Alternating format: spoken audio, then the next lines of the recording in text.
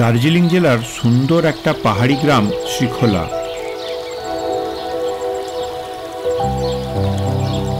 একটা দিন নদীর পাড়ের এই কোলাহলমুক্ত গ্রামে কাটাতে দারুণ লাগবে।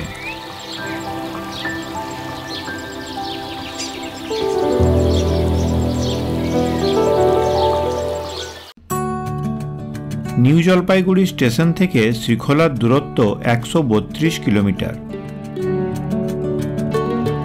পাইনের জঙ্গলে ঘেরা এই পথ খুবই সুন্দর।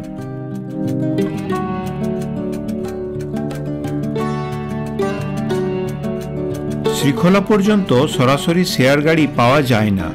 শেয়ারে আসতে চাইলে প্রথমে আসতে হবে রিম্বিক। শিলিগুড়ির দার্জিলিং মোড় থেকে রিম্বিক পর্যন্ত শেয়ার গাড়ি পাওয়া যায় দুপুর 1টা পর্যন্ত। শেয়ারে রিম্বিক পর্যন্ত এসে তারপর একটা গাড়ি রিজার্ভ করে আসতে হবে শ্রীখোলা। রিম্বিক থেকে দূরত্ব মাত্র 7 কিলোমিটার। দার্জিলিং থেকেও শ্রীখোলা আসা যায়। দার্জিলিং থেকে দূরত্ব 72 কিলোমিটার। সুখিয়া পুকুরি থেকেও রিম্বিকে শেয়ার গাড়ি পাওয়া যায়। আর নিউ জলপাইগুড়ি স্টেশন থেকে শ্রীখোলা পর্যন্ত গাড়ি রিজার্ভ করলে ভাড়া পড়বে 4,500 থেকে 5,000 টাকার মতো।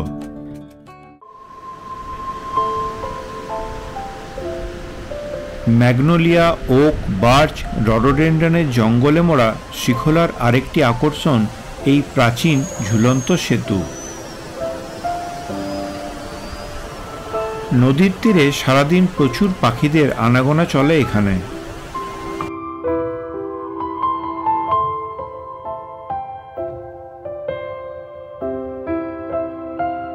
এখানে থাকার জন্য কয়েকটা সুন্দর হোমস্টে আছে। এটা হোটেল রেড পান্ডা। এখানে থাকা ও খাওয়া মিলিয়ে খরচ পড়ে পার হেড 1200 টাকা করে।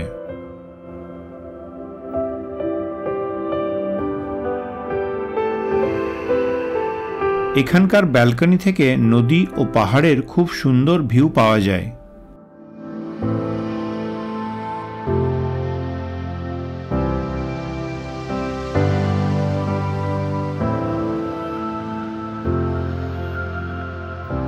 যারা সান্দাকফু ট্রেক করে যান তারা নামার সময় এই শ্রীখোলা দিয়ে নেমে আসেন।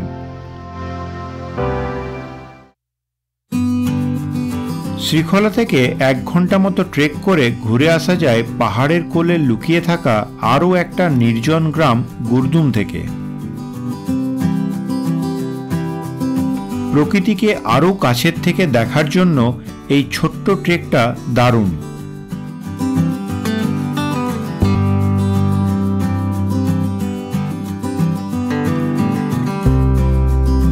জঙ্গল আর পাহাড়ি নদীর সৌন্দর্য উপভোগ করতে করতে গুরদুম গ্রামটা ঘুরে দেখতে দারুণ লাগবে।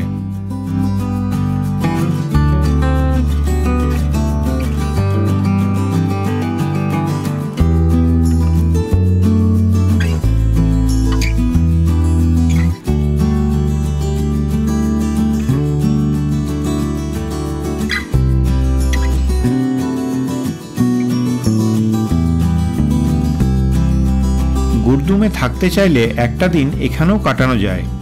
এখানে কয়েকটা হোমস্টেও আছে।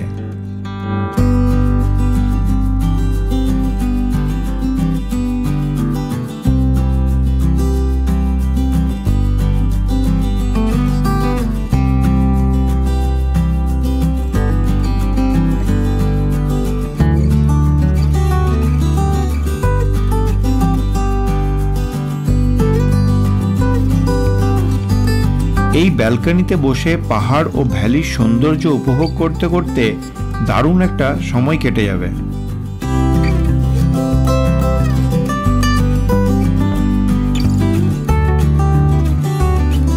যারা পাহাড়ে এসে নিরিবিলিতে 2 দিন কাটাতে চান তাদের জন্য শ্রীখোলা ও গুরদুম খুব ভালো জায়গা।